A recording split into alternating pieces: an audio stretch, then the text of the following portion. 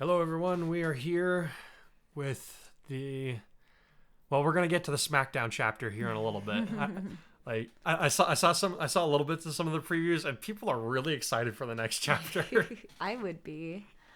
Oh man! So, All right. well, let's go ahead and hit up these reviews. We're starting off with Joe Clone. All right. Really fun to read.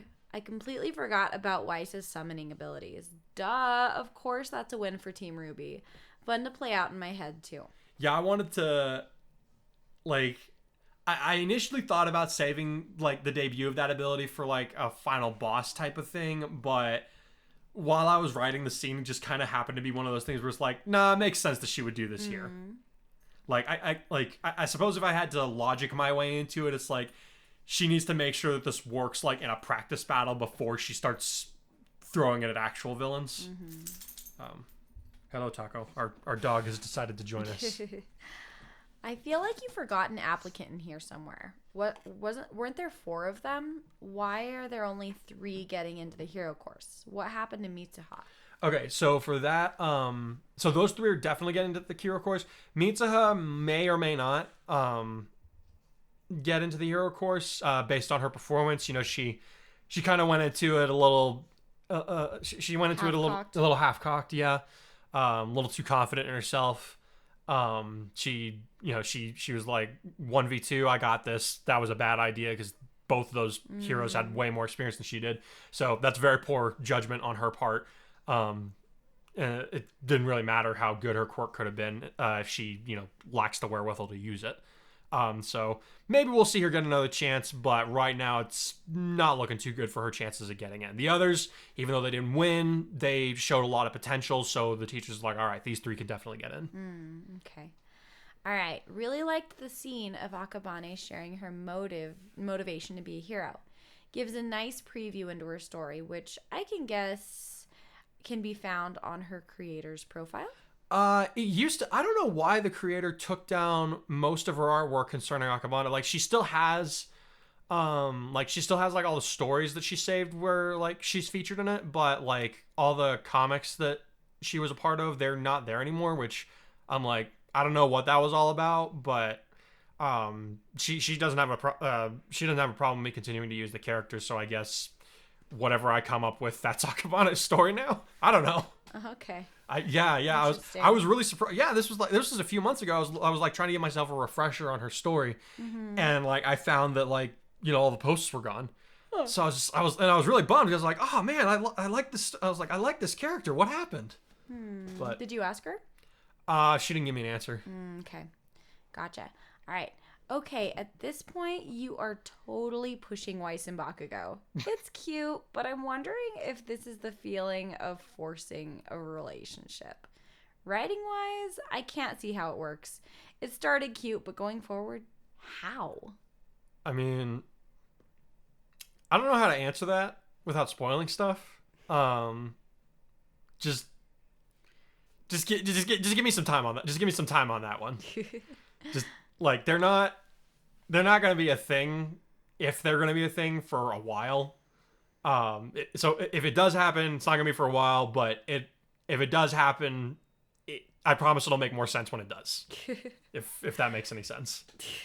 You're funny. What? All right. Monoma is getting what he deserves. I am excited. See you then. After my trip to Europe is over, I'll be back before Halloween.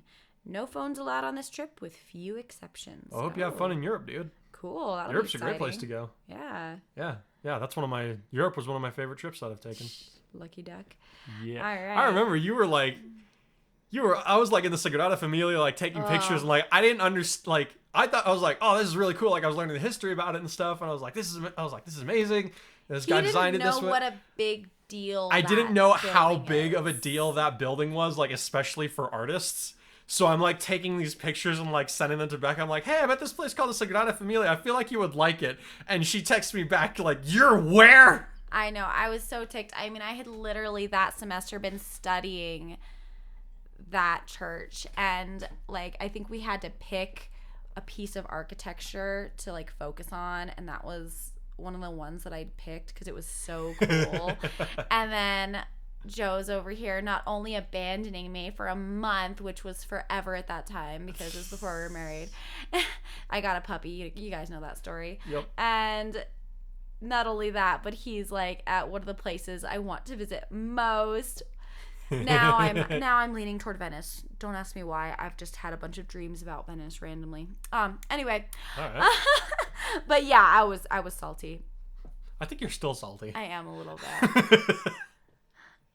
All right, Joe. Thanks for your review, dude. Yeah, have fun on your trip. Yep. I do not know how to That's read. Samira. Okay. Ambikuropi. I don't know how to pronounce that. Sorry. Okay. No, because I'm looking forward to seeing Monoma's ass get beat, and it's not okay. I think I asked something at the end to the effect of like, so are you guys excited about waiting for the next chapter? And I think that's the response. Okay. So, all right. Thank you. Well, I won't make you wait too much longer. We just got a few more reviews that we got to get through. All right. So this is Silver. So this one's mine. Okay. So this will be my review of both this chapter and last chapter, since I was late on that front. With the match regarding Team Shinzo and Team Ruby, I really like it. I want to say that means maybe Shinzo should have done a bit better, but that might just be biased talking. Overall, really like how you handled a lot of the actual fight.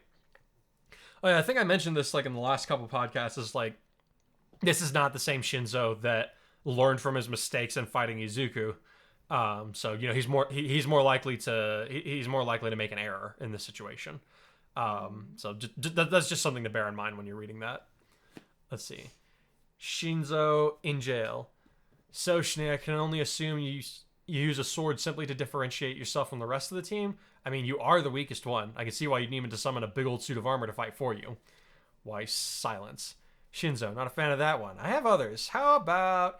You look like Benjamin Button screwed an old catcher's mitt. Like 4 inches of face stitch over 12 inches of skull. Like a moldy jack-o'-lantern that some frat guy barfed in and then crushed against his forehead because he was super drunk and then thought it was a beer can and immediately regretted every single life choice he ever made. Wow, that's hard to do in one breath.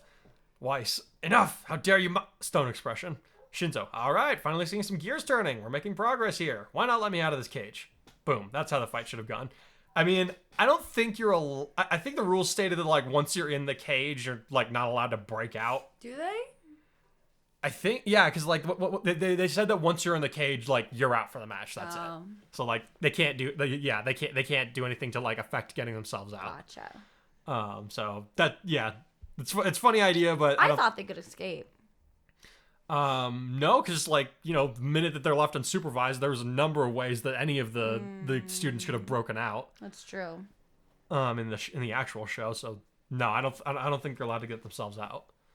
Like maybe like if their teammates had snuck over and like let them out, that would have been a different thing. But we didn't see anybody like even try to do that, so I don't know. Okay. Yeah. Love the other people's quirks, by the way. Akabane was really creative with a good drawback and even a good backstory to go with her. And gonna be honest, I kind of forgot the others and their powers. Maybe that's just me, but it didn't seem like they were memorable with how much went into Shinzo and Akabane. Just a little constructive criticism for the future. Yeah, I can see that. I think part of that is because I didn't really come up with solid backstories for the other two. I just like, yeah, it's like, okay, this is why we didn't get into the hero course originally, but you know, we're still gonna give it our best shot. And you know, not every character needs to have like a deep, compelling backstory. You know, some of them are there as plot devices, as callous as that might sound. But yeah. I'm glad you like my iterations of these characters. We'll definitely be seeing more of them at a later time. Yeah, let's see. He finishes with, all in all, I hopefully can go and actually get some writing done. Hope you have a wonderful day, Silver. Well, thanks, dude. It's actually been a pretty tiring day today, if I'm being honest. Yeah, we've been up for a while. Yeah, it's been a very long day. Let's see. So thank you for your review, Silver. Silly Kira's next. All right. Well, I am somewhat miffed that I still have to wait on seeing Monoma getting his well-deserved comeuppance. I will say that this has been a nice interim. Seeing Kurai sitting on the sidelines has been a nice change of pace for the narrative. I think you may have said something about how we haven't gotten to see him do that since the sports festival, so it really has been a long time since we've gotten to witness his analytical skills while he isn't in the middle of a firefight. Yeah, it's like, I want to say it's been like a year and a half since I let those chapters loose. Wow. Him and Deku comparing theories was cool since they both have very different approaches on analysis. It was also nice to see a little more of your ideas on how Team Ruby's school works in comparison to UA. Yeah. Weiss coming in the clutch. All right. Granted, Shinzo made some pretty bad blunders, but I think that you took that into account when writing this fight. He's trying his best to become a hero, but he has zero experience of being in a fight, even more so than the original canon, and it shows here. Yay, okay, so you picked up on that. Okay. Even so, I'm glad he'll still be getting into the hero course alongside his teammates. I was right. Akabane's dad was the one who saved Kurai's life. Yep, that's right. Probably. How do you people remember these things? You're amazing. Okay. Probably one of the more obvious throwbacks. It wasn't to me, friend. Sorry. But you guys are, like I said, you guys are writers. I see that. I don't think Silikida's a writer. Well, even if you're really, people who are really into literature and pay attention to that detail and at that level are awesome to me. But I'm glad that I didn't manage to overthink this one. I hope we get to see more of her in the future. She seems like she could be an interesting addition to Kurai's circle of friends. We'll definitely be seeing more of her in the future. We'll see about her like being made a part of the friend group. Because I'm not sure. Like, there's a couple of things that I'm not sure about the story at this moment, but it's not impossible that it could happen. So I'll just leave it at that. Dude, that last moment where his class gathered up to support him had me grinning from ear to ear. Tokuyami's comments about vengeance gods was hilarious to me for some reason, and having Bakugo telling Kurai, in his own way of course, that he's rooting for him was actually fairly heartwarming. I was really surprised when Class B kind of admitted that they were rooting for him too, but then I even wait, I lost my spot, sorry. But then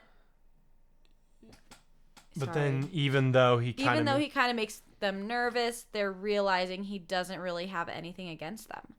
Whatever the case is, I feel like there's going to be a party just to celebrate Monoma getting beat to a pulp when this thing is over with. And I'm hosting it.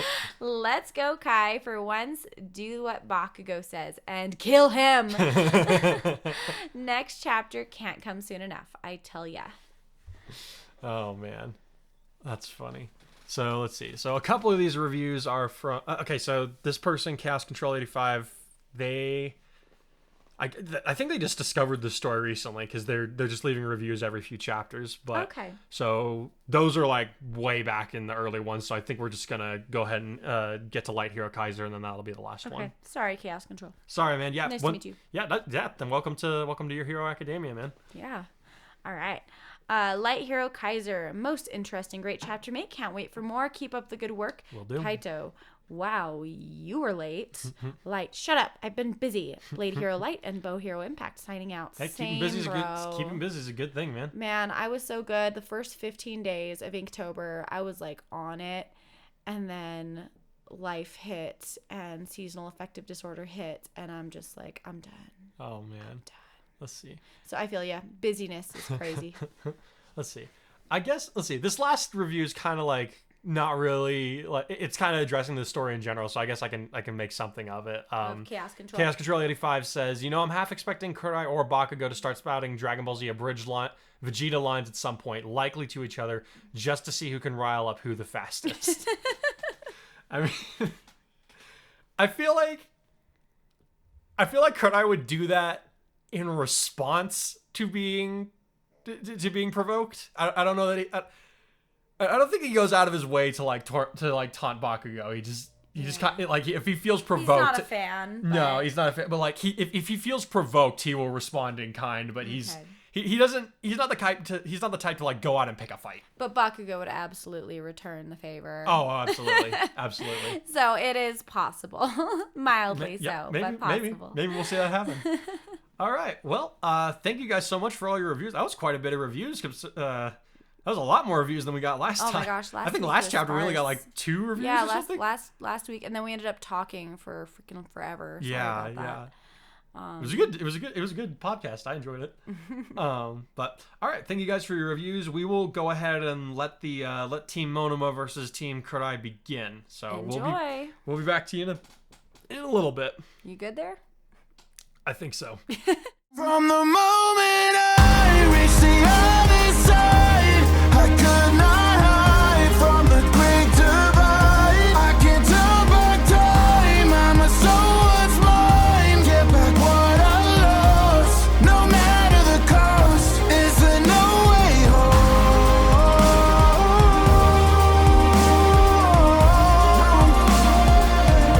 Is there no way home?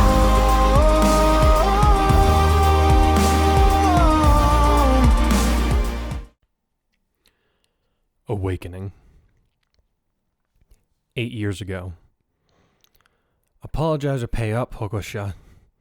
Shuken said nothing in response as one of the two fifth graders blocking his way gave him a hearty shove, though not quite enough to knock him over. He also refused to make eye contact, which just seemed to irritate the older boys more. Look at Sho when he's talking to you, said the other as he gave the boy another shove. The more disrespect you show, the more it's going to cost you, so I suggest you get to apologizing. Hey, leave him alone. Shuken's eyes flicked over to the side as he watched his younger cousin approaching with his sibling in tow. Go pick on someone your own size. Yeah? The boy called Sho snickered as he turned toward the approaching children. Who's gonna make us? It ain't gonna be you shrimps, that's for sure. Could I leave it? Shuken said tiredly as he reached for his pocket where his wallet was stored. Don't get involved in my problems. You're my cousin, that makes it my problem. Kurai said stubbornly as he stood beside his elder relative. To the two bullies, he added, I said to go away. No one needs people like you around. Him and his brother had been making a point to walk home with their cousin ever since he had been transferred to their school. It had been a little less than 2 years since their uncle had been killed by a villain, and their aunt, Sakura, had decided it was time for her son to have a change in routine, which had prompted their move to her in-laws' neighborhood. Unfortunately, it hadn't taken long for the local school thugs to identify depressed little Shuken as an easy target. Oh look, it's a little hero wannabe, snickered the other bully in response to Kurai's declaration. Adopting a more patronizing tone, he pretended to shudder as he said, I'm so scared. You should be, you microcephalic addlepate, said Shuken's other cousin, a child who couldn't be any older than 4. He delivered the words so succinctly and with such a deadpan tone that it caught the bullies off guard for a moment. Sho said blankly. He called you guys stupid. Kurai translated. I think. Oh yeah? Sho growled as he clenched his fists and allowed bony protrusions to sprout from his knuckles, which he raised threateningly at the three boys. We'll see who's stupid once we've got everything in those wallets of yours. That would still be you, Akudori replied. The ability to just extort money from others with the use of violence doesn't make you clever. Also, I would think twice before harming the children of police officers. You think we care? The other boy snorted, smoke streaming from his nostrils. We're just trying to teach Hogosha here a lesson about how the real world works. It doesn't care if your daddy died, so we don't either. Kurai's eyes flashed dangerously before he tightened his free fist and said, You should care. My uncle died keeping all of us safe. You should be grateful to him and apologize to Shuken while you're at it.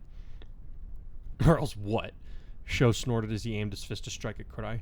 You got 3 seconds to hand over all your money or I'm going to start throwing punches, you little pissant. Kurai let go of his brother's hand as he let out a long breath while the other boy began his countdown. Seeing this, Shuken put out his own arm and started to say, Kurai, don't... The boy ducked under his cousin's arm, whirled his body in a 360 movement, and delivered a straight kick to Sho's abdomen, driving the wind out of his lungs and sending him reeling.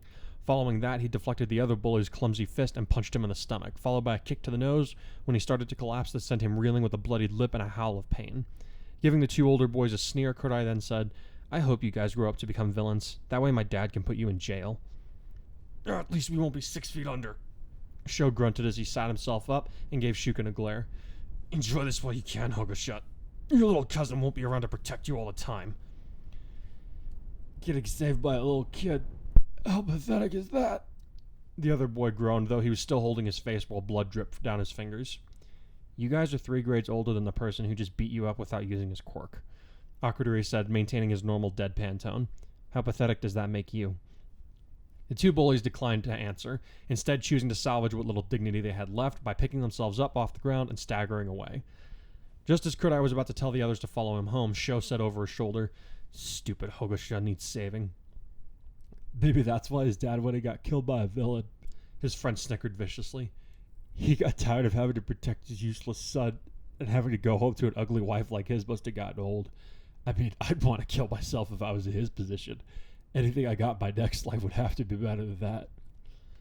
Sho was about to laugh, but a laser blast suddenly slammed into his friend's back, sending him flying into a light post with a pain cry that was cut off as his head collided with the metal. Turning around, he flinched when he saw Kurai's face, transformed by raw, unadulterated hatred. You... He growled as he ripped his bag off of his shoulders and slammed it on the ground hard enough to crack the pavement. You take that back! He started advancing towards Sho, who couldn't help but take a step back in fear of the ominous presence approaching him. Unfortunately for the older boy, he wasn't very smart, and in his head, the best thing he could do right now was stand his ground. After all, if he conceded that he was wrong, that would justify his friend getting knocked down by this kid who was 3 years their junior. He just couldn't have that. So instead, he shouted, "The only thing that should be taken back around here is you, except your stupid parents can't seem to do the world a favor of not reproducing." Kurai stopped 3 feet away from the bully, his eyes sparkling with a blue light as the air shuddered around him. "Take that back," he spat. "Last chance. Make me." Behind Kurai, Akurui visibly cringed, the first change in his expression since he had arrived on the scene. "Poor choice of words," he said. Sho suddenly swung an uppercut that would knock Kurai off his feet if it connected with his jaw. Or rather, that's what should have happened. Instead, Sho's jaw began to work up and down without a sound as a stabbing pain shot up in his arm from where Kurai had grabbed him and cracked the bones. "You do not talk that way about my family!" The younger boy snarled as his eyes completely changed, blue fire burning in them as he glared his hatred and contempt for the older boy, who was now only beginning to realize that he had made a very serious error. Having had no prior interactions with the younger boy before, he had no idea what his quirk was capable of. Kurai's hair stirred and blazed orange as the air around him began to fill with a suffocating presence that seemed to rob Sho of his breath. Then Kurai's other hand wrapped around his throat and used its ever-growing strength to slam his victim into the sidewalk hard enough that the ground shattered, rupturing water lines and knocking over several nearby power lines. It was only thanks to Sho's bone-fortifying quirk that he was even alive after that, but as children and adults alike began to scream in terror, Akurui and Shuken realized that Kurai was only just getting started. With a furious roar, the boy unleashed a raw torrent of energy from his body that went up into the sky as he declared his hatred and wrath at anyone who would dare to disrespect his family's sacrifice. Present day. "Let's talk strategy," Izuku said as they stood in front of their team's prison base. "What do we know about the other team's quirks?" Ochako asked. "Yanagi has poltergeist, basically long-range telekinesis," Kurai quickly answered as he pulled up the information on his scouter. "She doesn't need help. She doesn't need to keep the stuff she's manipulating within her line of sight to keep control over it, but I imagine it'd help her. She has a weight limit, kind of like you, Ochako, but she caps off at around 150 pounds, I think. She'll probably try to overwhelm us with projectiles from all directions while she makes her move, and I wouldn't bet on her getting in close to do it," Izuku muttered as he put his chin in his hand. Turning to Mina, he then added, "You think you can counter her attacks, Sashido?" "Dude, how many times I gotta tell you?" She grinned as she gave him a thumbs up. "Call me Mina." Right, sorry," he said sheepishly as he scratched at the back of his head. "Do you think you can play defense on our part, Mina?" "You got it, Izuku." Kurai grinned at the byplay before moving on to say, "Next we have Shota. His quirk is Twin Impact. Basically means he can hit something, wait for a bit, then trigger another impact that's way more powerful than the first hit." "How strong are we talking?" Mina asked. Kirishima asked Tetsu about it, and he said he's been knocked out on more than one occasion during the training by the guy. Kurai replied, causing the others to cringe involuntarily. "That still wouldn't be too much of an issue for Izuku or me." "I'll handle him," the brunette declared confidently. "You've got Monoma to take care of." "Well, I guess that leaves Ochako to handle Kodai, provided all goes according to plan." Kurai grinned at the gravity girl, who smiled back eagerly. Her quirk allows her to shrink and then resize stuff after she's made contact with it. Last time I saw her quirk in action when we were passing by Gym Gamma, she shrunk a cement pillar down to the size of a toothpick. Following that, she chucked it and allowed it to go back to normal size so that it took out a bunch of ectoplasm clones. "Won't be a problem," Ochako said firmly. "Even if she manages to throw something like that at me, I can negate or alter its momentum pretty easily." "Awesome." Kurai nodded as he took his hand away from the scouter and allowed the screen to go blank. That did remind him of one thing, though, so he added, "Something to remember. Shota has a scouter kind of like mine. I don't know how it works, but it's very possible he'll be able to track our movements like I'll be able to see theirs." So if we want to make any ambush plays, we need to take him out first, Mina said. I don't think we're going to have the opportunity for that, Izuku replied with a slight shake of his head. If both of our teams can see where the other is, there's not much point in trying to engage in ambush tactics. I feel like this is going to become an all-out brawl. Probably, Kurai agreed. Upon further thought, he muttered, that actually works to their advantage now that I think about it. How so? Well, their powers can be unleashed at full force without much risk of lethal damage to trained people like us, Kurai said as he looked away from the capture cell. You and I have to be a lot more careful with our powers, especially in situations like this one. If we're thrown into the fray, we might accidentally end up hitting Mina or Ochako as easily as our opponents.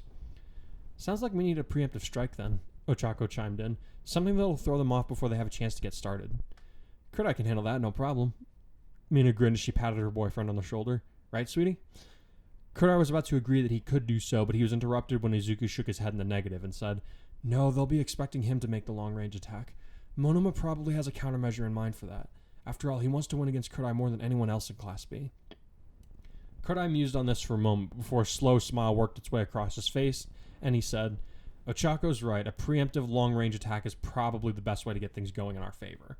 But if they're expecting me, then I say we give them something else to think about. How's that? Mina asked as she let a bit of acid drip off her fingertip. I can do medium-range attacks, but I can't snipe someone from across the map like you can. You sure about that? Huh? The match began, and Class B's students began to run across the field, all senses on high alert for any incoming attacks in the form of energon blasts.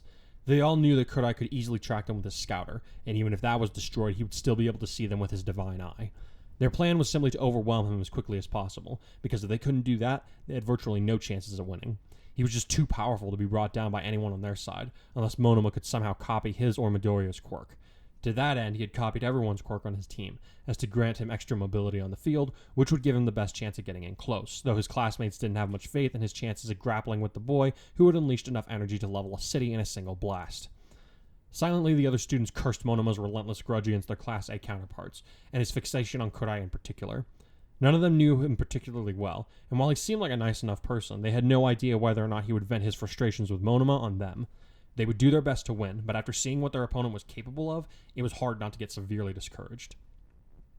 The four students were brought out of their musings when they heard a strange hissing sound rapidly coming closer, though they couldn't tell exactly what the source was. Accompanying the sound was an unpleasant smell, but again, the four of them had no idea what might be causing it. That is until a massive wave of gray liquid sliced through the buildings and support structures over their heads and forced them to take cover for fear of being hit. However, the substance quickly passed them by without so much as a stray drop left behind, which just left them all feeling more confused than anything. Was that Ashido's acid? Shota asked with a frown. If it was, she's a terrible shot, Monoma laughed. I'm not so sure that she was aiming at us, Shota said worriedly as buildings around them began to groan and rumble as the stone and metal started to shift, drawing their collective attention upwards. I also don't remember her being able to make that much of it in one shot like that. Hikari, Yanagi murmured as the group began to run away from the line of collapsing structures for fear of being buried. Kendo heard that he has a move that allows him to transfer a portion of his power into someone else. A reckless move to play at this time, considering the fact that it knocks him out whenever he uses it. Ha! Monoma cackled. I knew he was an idiot! Now we actually have a chance to win this! You never had a chance to begin with, said a familiar voice, leading the quartet of Class B students to turn and see Izuku standing a few yards away, Ochako right beside him. Both of them were wearing grim expressions, but it was something of a surprise when she took the lead and allowed her right hand to hover less than an inch away from the base of a 5-story office complex on her right. As she came to a stop, Ochako added, You get this one chance to surrender, guys. Or else what? Shota asked as he moved to stand in front of Kodai, who was preparing to their group's countermeasure for Ochako's zero gravity. Or else we bury you, she said evenly. This caused Monoma to laugh out loud again. Please, you think we'll just stand here and let that happen? He snorted derisively. We know you won't be able to lift that entire structure either. You may have increased your weight limit, but even you can't lift an entire building without making yourself sick, Uraraka. Want to bet? She grinned before her eyes glowed green and she placed her fingers on the building, which began to rumble and send tremors through the ground. No freaking way! Shota gaped as the entire building began to drift upwards, sending tremors through the ground while Izuku went into action, scooping his girlfriend up and lashing out with a kick that sent a violent slipstream at their opponents, who were forced to scatter for fear of being struck by the concussive force. Since when can she... Oh, guys... A sing-song voice called up from behind them, drawing their attention away from the young couple. They paled when they saw Mina, wearing a big smile as she aimed her palms at her opponents. She then snickered, "You should have taken us up on the surrender." "Kurai, now!" Shota shouted as him and the others dove out of the way in time for the quiet girl to hurl a handful of what looked like pieces of rubble, which quickly grew to be bigger than a grown man as they hurtled toward Mina, Shota's twin impact having been triggered at the same moment of their release. Mina put her natural athleticism and flexibility to good use in tandem with her amplified powers to evade most of the rubble, and cutting right through the stuff that she couldn't avoid. Unfortunately, this meant that she had to take her eyes off of her opponents for a moment, and by the time she had looked back to where they had been, she saw no sign of them. She was about to curse angrily at having let them escape her, but Izuku's voice quickly told her that she would be better off getting away from the current area. "I saw where they went," he called out from the other side of the building that Ochako was making float. "Clear out, Mina!" "Don't gotta tell me twice," she yelped as she began skating away as fast as her quirk would let her. The instant that Ochako confirmed that their friend was out of the line of fire, Izuku drew in a deep breath, his eyes glowing a slightly different shade of green as he drew back his right fist and squared his hips against the building in front of him. Normally, he would be adverse to such theatrics and widespread destruction, but he and the others had collectively decided that just this once, they were going to show their opponents exactly what they were capable of doing to people who crossed them. "Texas," he growled out, allowing Kurai's energy to intermingle with his quirk and amplify it several times over, though he did not feel the usual pressure in his body that would result in broken bones from such a powerful attack. Taking this as a final confirmation that their theory was correct, he swung his fist and shouted, "Smash!" His fist stopped just short of touching the actual building that his girlfriend had lifted with her quirk, but the condensed air pressure did not. The building shattered and went flying across the field, demolishing dozens of other structures with the debris and causing a cataclysmic level of destruction that left a huge gash in the cityscape. Ochako winced at the howling winds and sounds of the buildings crashing together before turning to her boyfriend and asking, "You didn't wreck their home base, did you? I'm pretty sure we'd be marked down for that." "I don't see us earning anything better than a barely passable grade after the amount of collateral damage we've already caused," he pointed out, to which she was forced to concede.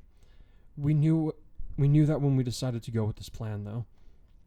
He was examining his arm for any damage, but to his pleasure, he felt no pain at all, despite having let off a blow comparable to an 80% smash. "I'm all out of energon juice," Mina said as she slid to a stop in front of them, her eyes having reverted back to their normal appearance. "You guys?" "I've got a little left, but I can't pick up another building without making myself sick," Ochako replied. "I can throw maybe one or two more of those," Izuku added as he lowered his arm. "Should be more than enough to make Kurai's plan work." "They were still able to counterattack even when we had him cornered," Mina warned her friends. "But not very well," Izuku pointed out. "None of their attacks came close to hitting you, and now they'll be wondering just how much Kurai has been able to amplify our quirks. The more unsure of themselves they are, the better." "You've been collaborating with Kurai a lot lately, haven't you?" Mina grinned at him. The Izuku they had all met at the beginning of the year never would have thought to prey on an opponent's insecurities, much less sow such doubts himself. He had struggled enough with his own self-confidence that targeting somebody else's fears probably would have seemed rather mean-spirited to him, but their experiences and Kurai's way of looking at things seemed to have opened his eyes to the fact that their opponents often didn't deserve much in the way of basic courtesies. "He knows what he's talking about," Izuku said in response to Mina's inquiry. Gesturing for the two girls to follow him, he then added, "Let's go. Kurai's probably on his way already." Even as he said the words, a brilliant explosion lit up an area less than half a kilometer away from their position. "Let's go," Mina cheered as a slightly wicked smile creased her face. "I can't wait to see how he handles Monoma." "He gave each of us quite a bit of power," Ochako said with a frown as they ran. "Is he okay to fight?" "Nah, that might have felt like a ton of power to us, but I guarantee it wasn't even 10% of what he had in the tank," the pink girl answered as various shouts of frustration and surprise came from up ahead. When he was first getting used to the move, he couldn't control the output of energy, so he always ended up unloading like half of his quirk into the person he charged up, and well, you guys saw what happened with Todoroki at the licensing exam. Izuku and Ochako both had to concede that she had a point. Their augmented abilities had been impressive enough, but nowhere near the level of raw power that Todoroki had displayed months ago. Seeing that the point had gone home, Mina added, "He's been working hard to put the brakes on how much energy he expels with Giving Heart, and since I'm the one we've been pretty much experimenting on, I have a pretty good feel for how much he gave each of us. Also, she pointed in the direction ahead of them where another blast was shaking the ground. Seems fine to me."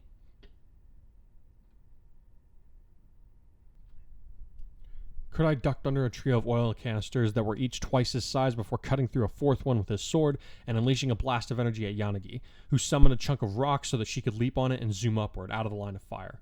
He grinned to himself, having found that he was enjoying this particular challenge. His opponents had excellent teamwork and control over their respective powers, and he was being forced to keep on his guard as he fought off attacks from all sides. He had considered using his Muladhara power, now being called Basic Instinct, but he wasn't quite that desperate to stave off his enemy's attacks just yet. The ability burned through an exhausting amount of energy, and he didn't want to waste any excess stamina that he might need on the off chance they had something up their sleeves that he hadn't planned for. So he hurled his sword at Monoma, who used Yanagi's quirk to get away on a pair of rocks before landing on a roof and sending the rubble back at his opponent's head. Kurai planned to counter this by summoning his saber back to him on an intercept course that would shear through the rocks, but halfway back to him, his weapon halted in the air, an unseen force preventing it from traveling any further. He quickly realized that Yanagi was interfering with his arm's magnetic function, so he abandoned the effort and settled for punching the rocks out of the air with his metal arm, turning the concrete into dust with a powerful blow. Still, they had thrown off his rhythm enough that they were starting to gain ground against his defenses, and while they had yet to land any serious hits, he had no intention of allowing such a thing to occur. Sucking in a deep breath, he concentrated on sending his power rushing throughout his entire body, imagining that the river of energy was humming just beneath his skin, ready for the dam to break at his command. Catching Monoma's eye, he gave him a savage smile. Shoto's eyes went wide before he waved his teammates back and started to yell, "Look out, he's gonna—" Kurai cut him off by bellowing, "Almighty push!" Energon burst from every pore of his body, lighting up the area with an explosion that shook the ground and buildings for nearly a mile in every direction. When the light and sound started to settle down, he looked around and frowned when he didn't see any of the other teenagers in the area. I didn't put out enough force to vaporize them, he thought as he accessed his scouter's search function. When it showed them as being within 10 feet of him, he frowned harder, not seeing any rubble that was close enough to hide under within that range. Then it clicked and he swung his gaze upward to see Monoma diving toward him from above, while the others remained up in the air with the help of Yanagi's poltergeist, which allowed them to stand on stray scraps of stone and metal. As Monoma came within striking distance, he laughed and shouted, "Let's see how impressive you are when you're facing your quirk in the hands of a real hero!" His fingers reached out toward Kurai's head, intent on either striking him with Twin Impact or copying his quirk. He wasn't quite sure. Before Kurai could make any kind of retort or attack, Monoma was dealt a punch to the stomach from the side, sending him completely off course and allowing Izuku to land next to his friend, who was wearing a big smile again. "What took you so long?" he asked the Greenette as their girlfriends charged into the scene, Mina using Acid Veil to shield them from long-range attacks. "I sent up one hell of a signal flare." "We had to take the scenic route," the pink girl answered cheekily. "Take care of Monoma," Ochako called as she started using her zero gravity to send large chunks of rock toward their opponents so that Izuku could use Delaware smashes to break them up and shower their opponents with smaller, faster pieces that were too hard for Kodai or Shota to manipulate properly with their quirks. "We got your back, Kurai." "Thanks," he grinned before giving Mina a quick thumbs up. Setting his sights on Monoma again, he waited for the other boy to get to his feet before beginning his advance and saying, "I've waited a long time for this." "You and me both, traitor," the blonde hero in training sneered. Straightening himself up, he went on to say, "I just don't see how I'm the only one who can tell what's so obvious about you. I can understand you duping your friends, but I thought it would be easier for my own classmates to see the truth." "What are you on about?" Kurai asked with a raised eyebrow, content to let Monoma run his time out for his borrowed powers. "Last I heard, he can only use his quirks that he's copied for 5, maybe 10 minutes, and after that he has to reacquire them via tactile contact." By his own estimate, his opponent had less than a minute left to use any powers that he was borrowing from his classmates, assuming he hadn't shed one in favor of copying his already. "I mean, it's like it's staring everyone in the face," Monoma cackled. "Someone in our classes had to be the one to tell the League of Villains where our summer camp was. One of our classmates had to be the one to supply the League with the itinerary for the USJ incident." "For all we know, it could have been you who gave him that information," Kurai countered with a shrug. "Makes sense if you think about it. After all, the USJ incident didn't take anyone from Class B in danger, so there would have been no risk to you if you directed the League to attack when our class was out and about." "Perhaps, but I lack the motive necessary for such a bold move," Monoma shot back. "You, on the other hand, have the perfect connection and cover to conceal your part in those events, and don't think the whole losing an arm bit is fooling me. You've only grown more powerful since you gained that prosthetic, so really, what do you have to complain about?" "Not a lot, I suppose," Kurai answered with another shrug, which just seemed to irritate Monoma further, seeing that his insults were doing nothing to unbalance his opponent. "My life is pretty good these days. That being said, why would I risk everything for the sake of the people who killed my father?" "We live in a superhuman society," Monoma replied as if that explained everything. "You hear crazier things on the news. Maybe you decided to continue his work in order to rebel against the established order that caused your father to take the steps that he did.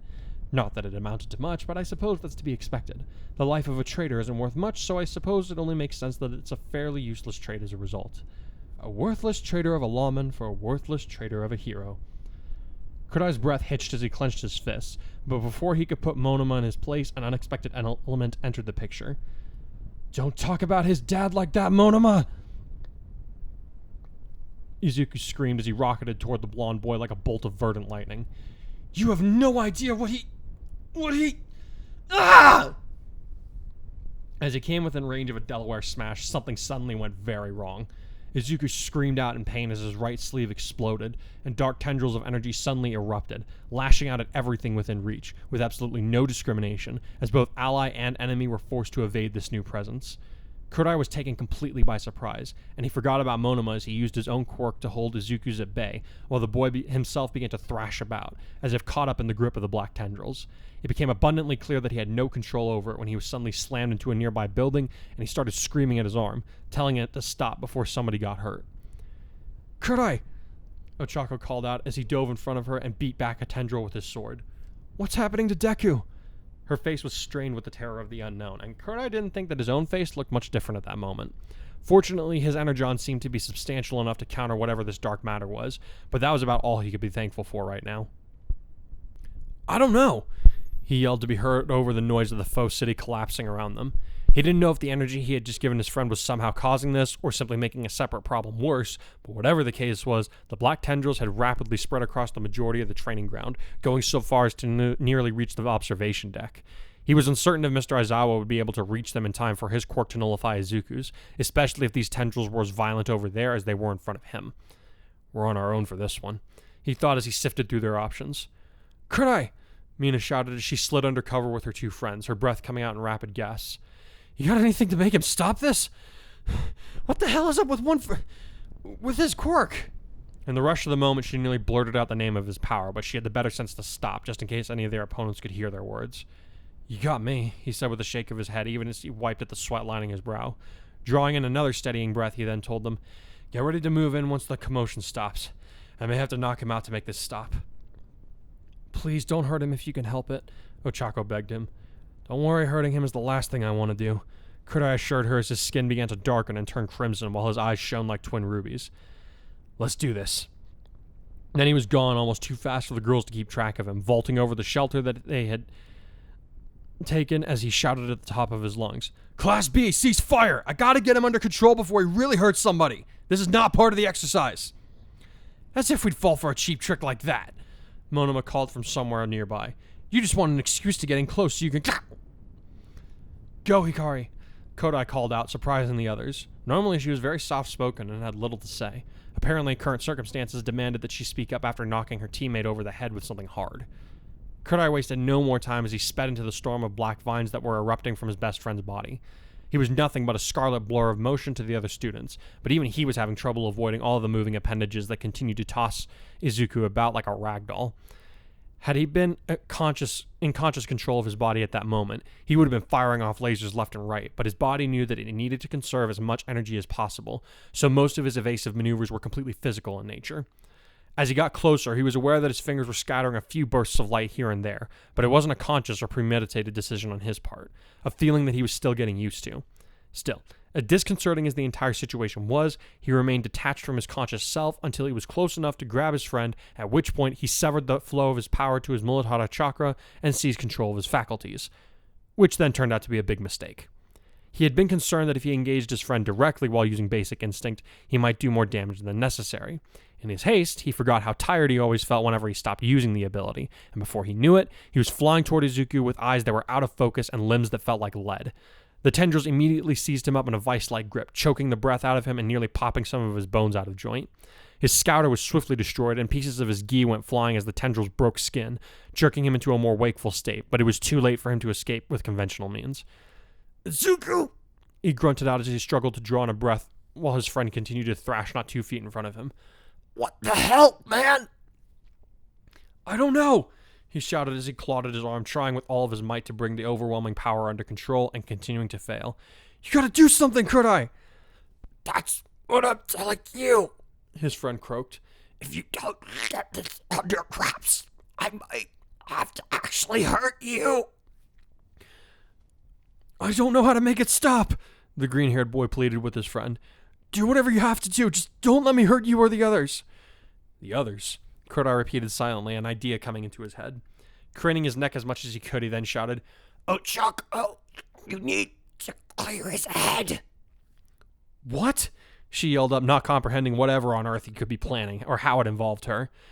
Just get ready to catch him. Kurai grunted as he poured as much power as he dared into his body. To Zuko, he added, sorry in advance.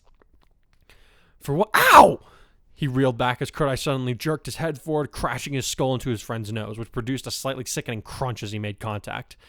Still, it had the desired effect because while the black tendrils remained, they were now moving a lot less erratically, almost as though the blue to Izuku's head had partially sedated them.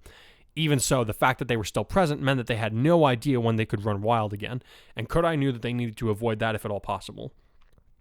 So he grabbed onto his friend by the hood of his costume and belt before hurling him right at Ochako and Mina, who had popped their heads out to see what was happening. Clear his head! He shouted at Ochako again. Make him not think! How do I... It's not that hard, Ochako. Mina grunted as she moved to pin Izuku against the wall as soon as he came within her reach. Kiss him like you mean it! Her voice only carried to the other girl over the chaos of noise that had become their battleground, but to Ochako, it sounded like she had just announced to the entire country that she should kiss Izuku Midoriya. Naturally, she turned redder than Kirishima's hair, but before she could protest, Mina let out a scared yelp as she recoiled from one of the tendrils that was beginning to act up again, and any thoughts of declining were instantly shut down. If I don't do something to help him, one for all might really hurt somebody, she thought in a panic. So she tore off her helmet, and with the last of the extra strength that Kurai had given her, she made herself weightless and dove into the mass of seething tendrils in order to reach Izuku. I'll save him, she vowed as she grabbed onto the arm that wasn't vomiting black energy. Whatever it takes, whatever it costs me, I'll always do what I can to save you, Deku. With a rush of movement, she grabbed onto his mask and used it to yank his face close enough that she could plant her mouth firmly onto his. Even if they doubt me, push me where I stand, I will say it proudly, soon you know who I am. There is something that sleeps within you, listen close. You will soon know every door that is open for you, one is closed. Soon you will know what's on the other side.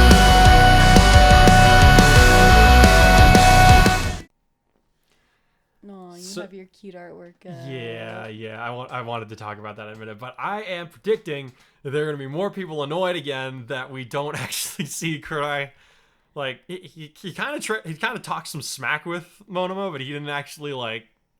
They didn't get into like actually punching each other. There was a lot to it though. Yeah, that's true. That's true. And I was enjoying the build up. Like, it was definitely a good build up. And then, of course, we have Black Whip manifesting, which is important. But we can get to that in a minute. I remember like going into this. I remember starting right at the chapter. Was like, all right, and Shinzo comes along.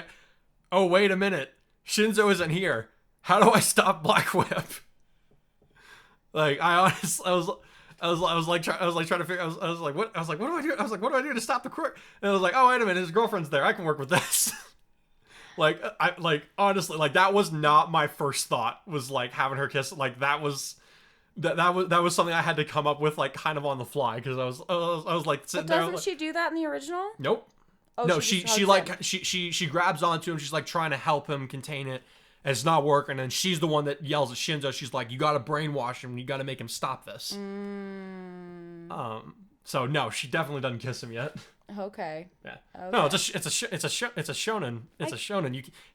They can't like if the hero and the heroine kiss, that doesn't happen until like the very end. See, do you guys see how I get his canon mixed up with the real canon? This happens to me all the time. Which is still hilarious to me. That's never not going to be funny. Yeah. I remember. So I showed this to some of the people on Discord that were on. I was like, hey, you guys want a sneak preview of what happens in the next chapter? They're like, yeah, sure. So I put up this picture. And they were like, oh man, that's crazy. And then like immediately they shifted gears towards talking about like the big flash going off in the background. They're like, why is there a grenade happening? I was like, that's Kai. He's kind of good. And like he's kind of letting loose. And they were just talking about that, and I'm like, I love how everybody is fixated on why Kurai is like going nuts and Deku and Ochako are just making out on the battlefield. No one questions that. They're like, well, we can kind of guess why that happens. I was like, all right, fair. That's all right, fine. That's fair. But yeah, that was a really funny discussion for me. Funny. Nice. Well, I think I don't know. Yeah. So we open. Obviously, giving heart is being used in moderation now, so it doesn't affect him as badly, and that's pretty cool. Before that, we had a look at. I think this is not the first time we've seen Kurai as a little kid, but it is the first time we see Akurui as a little kid, and he's just a sassy little shit. Little stinker. He's 4 years old, and he's trash talking 5th graders. Oh yeah, I was loving that for sure. Oh, I loved writing that. Well, those flashbacks, I love those. You know I do. Yeah. And so we get to look back and see one of the times when Kurai lost control. That was the time that he like almost got killed by his quirk. Like I didn't show that part happen. Like that. Like he mentioned it. Almost killed someone else. Yeah, he definitely almost killed someone else. But like when he mentions that like he almost got killed by his quirk one time, that's what that's the incident that he's talking about. All right. Yeah.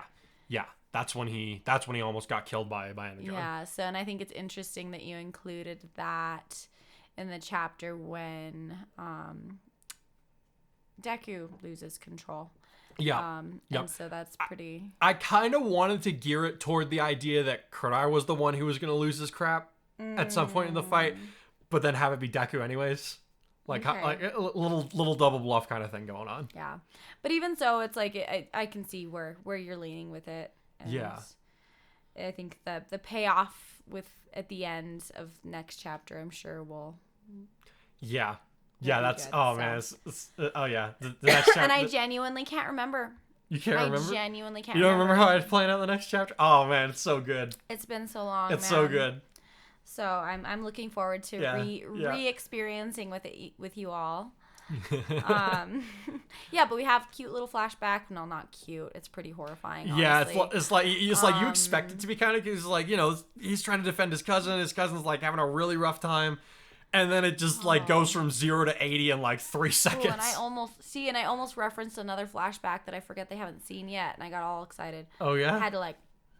You have to tell me which flashback that is later. There's a few that I've planned out. I can't remember which one you're talking about.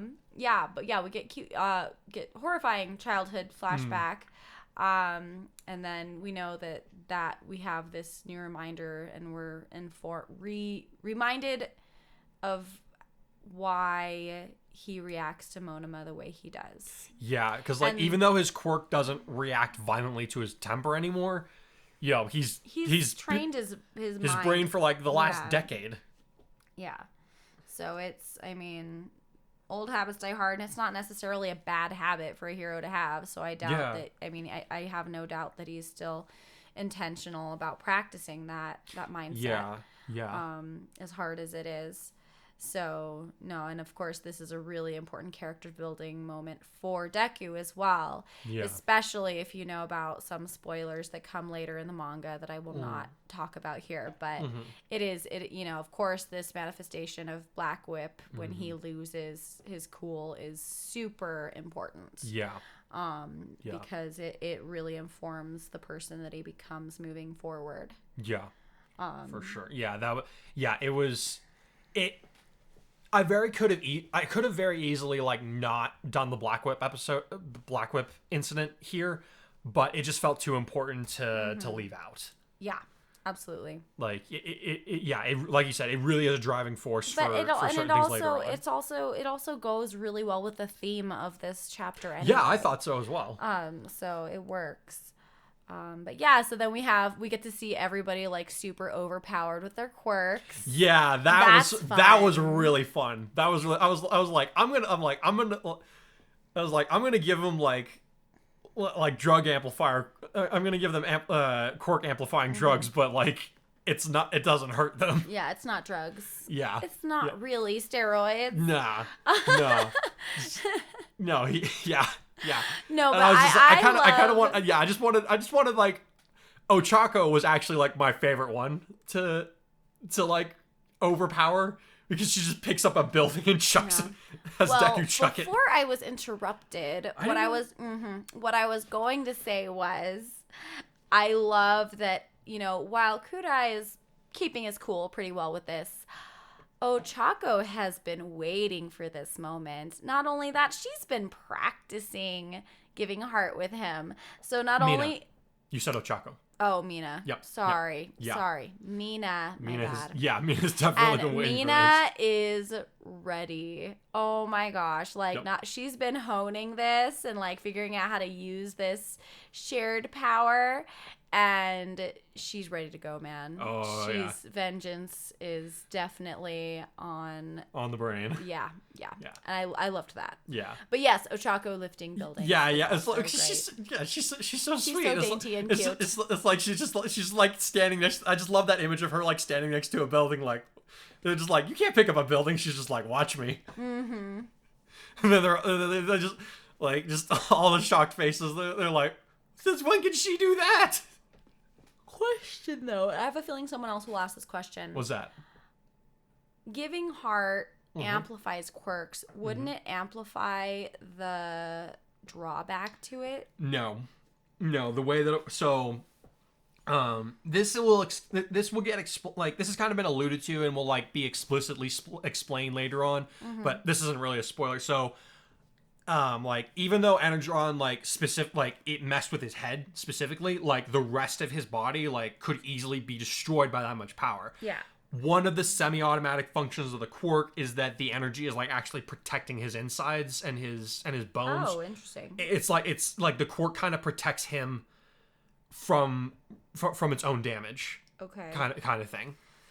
He says that this especially happens when he's doing hand-to-hand combat, because he's not just expelling energy. His body has to reinforce itself from the shock of the blows that he's delivering. So you're saying it's like a hyper healing thing almost? It's not healing, because if he sustains damage, the energy doesn't heal him. It just prevents him from hurting himself with his quirk. It's kind of how it works. See, I kind of call hacks with the Ochako thing in that case, because there's obviously a drawback. But I don't know. Maybe. There was a way that I had to explain it that I've forgotten. Oh. Because it was a while ago that I came up with this, but yeah. I mean, I guess you could call hacks with it, but the counterbalance is if he doesn't do it right, he knocks himself out, so that's dangerous for him. Yeah. And B, we saw what happened to Todoroki. Todoroki was barely able to control the power that he was given. So it is dangerous, the amount of power he can give somebody. Yeah. If both of them are not careful, they can very easily lose control of their quirk. Mm-hmm. So I feel like that was kind of my justification for the process for how it worked out. Okay. I don't think I'm quite tracking, but yeah, we'll move on. Yeah, all right. If you want to call that one a plot hole, I guess that's that's kind of the weak sauce on my part. But sorry, I didn't notice it sooner. No, it's fine. I'm not going to change it. I like the way that it works. I think the consequence that is attached to it is adequate, and I don't feel like I need to change it. All right, cool. Yeah, so we get a little bit of back and forth banter and mudslinging with our respective teams. Yep. I like giving Kurai the chances. All right, it's 4v1. He's just like, I got this. At first he's like, I got this, and then there comes a moment where he's like, all right, maybe I don't got this, because again, he could easily win. He could nuke the map, and he'd win. But it's he's not trying to kill anybody. Yeah. So he's got to be I love careful. that moment. Just making sure I didn't vaporize everybody. I know I didn't vaporize everybody. He's like, I didn't put enough power to vaporize anybody. What's going on here?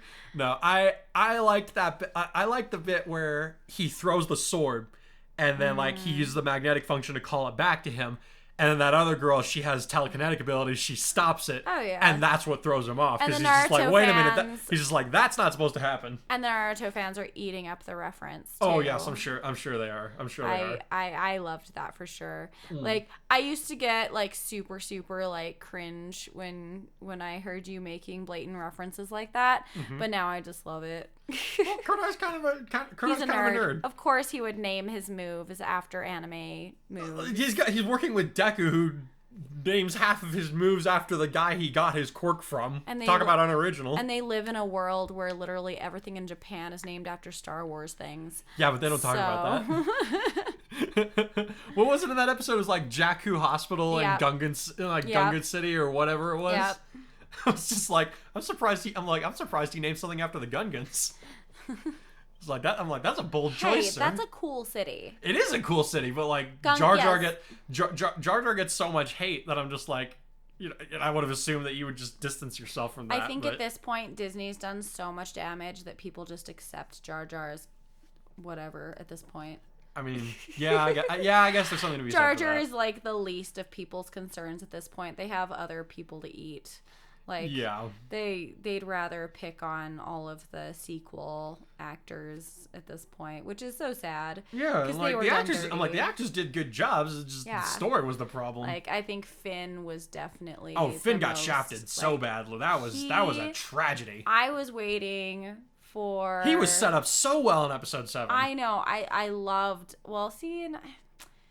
Yeah, I loved. Oh no! I remember you talking like right after the movie, like we were talking about how like even when like he had the mask on, like as a stormtrooper, like his body language acting was phenomenal. John Boyega's acting is incredible. I love that man. And I was just so sad that the writing didn't do him justice because I was really looking forward to a really awesome character. I mean, the idea was awesome. It was like a stormtrooper who was raised up to do the bidding of the First Order, never given any choice. He finally makes his own choice. Clearly, they were showing that he's a bit force sensitive. There's plenty of debates out there on whether he's force sensitive or not. In Colin Trevorrow's original script, he was going to be force sensitive. I am of the opinion that he is force sensitive. Yeah, I can agree. I didn't think so during the 7th and 8th movie, but like going back, like I can definitely see that he could have been force sensitive. Yeah. But anyway, sorry, I digress. We're very passionate about Star Wars. Yes, you guys know by now. You guys know this about us. Anyway. Sorry. How did we get there? Star Wars names in the My Hero universe. Okay. Yeah.